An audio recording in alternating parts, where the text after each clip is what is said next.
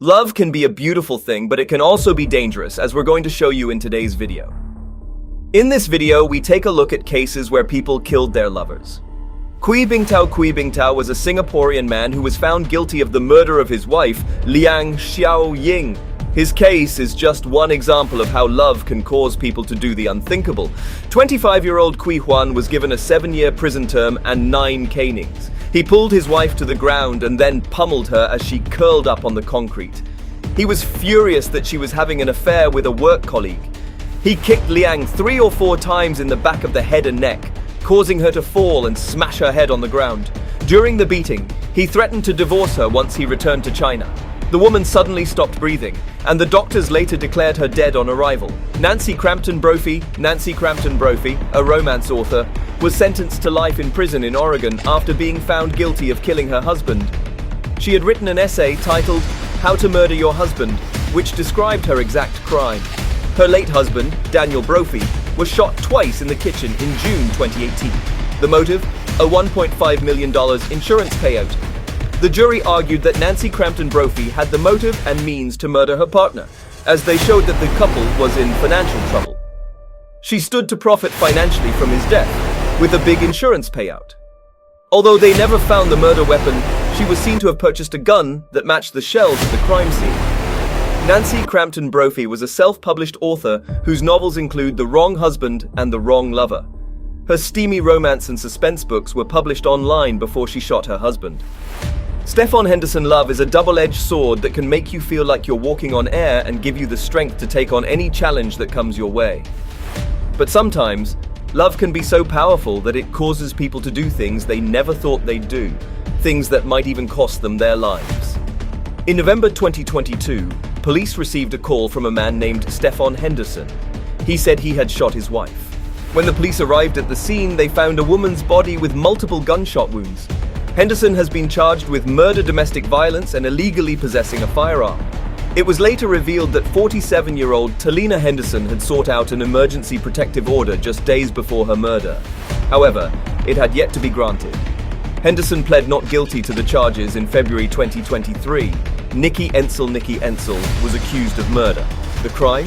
Killing her husband, Chad Ensel, so she could be with her lover, Earl Howard. And to collect the insurance payout, of course. On January 2nd, 2020, Chad Ensel was found in his burning home. His body was found next to a propane heater. Nikki Ensel gave an alibi, claiming she was at a hotel when she called 911 to report the fire. Later, it was discovered that she was staying in the hotel with her lover, Earl Howard. The autopsy revealed that Chad Ensel was already deceased when the home caught on fire. He sustained 2 fatal gunshot wounds.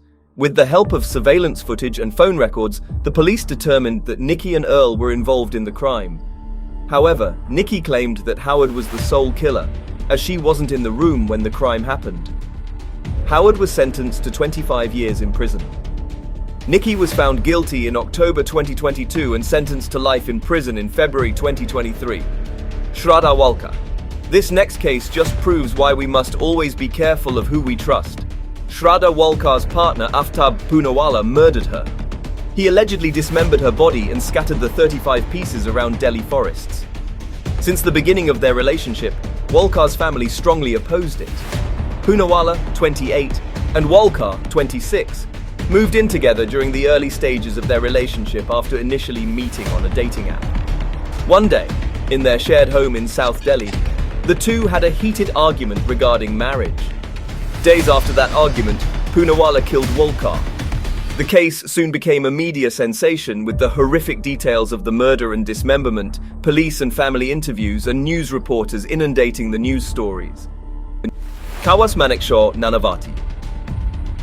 The story of Kawas Manekshaw Nanavati is one of the most famous cases in India's history.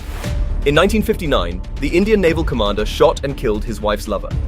The case went to trial, and the Supreme Court found Nanavati guilty of premeditated murder. Nanavati and Sylvia Nanavati were married with 2 kids. Being a commander in the Indian Navy, Nanavati was often away from home. On April 27, 1959, Nanavati returned home after work when his wife confessed that she was having an affair with another man named Prem Ahuja. Later that evening, Nanavati dropped off his family at a cinema before returning to his ship to retrieve a pistol. He then set off so he could confront Ahuja. He went to Ahuja's home where he confronted him and an altercation occurred. Nanavati fired several shots, killing Ahuja. He turned himself into the Provost Marshal of the Western Naval Command, then the Deputy Commissioner of Police. Nanavati filed an appeal before India's Supreme Court. The issue in this case lies in whether it was a premeditated murder. The Supreme Court decided it was, sentencing Nanavati to life in prison. That's it for this video. If you enjoyed watching this video, remember to leave a like, subscribe, and ring that bell icon so you can see our upcoming videos. Thanks for watching, and we'll see you in the next one.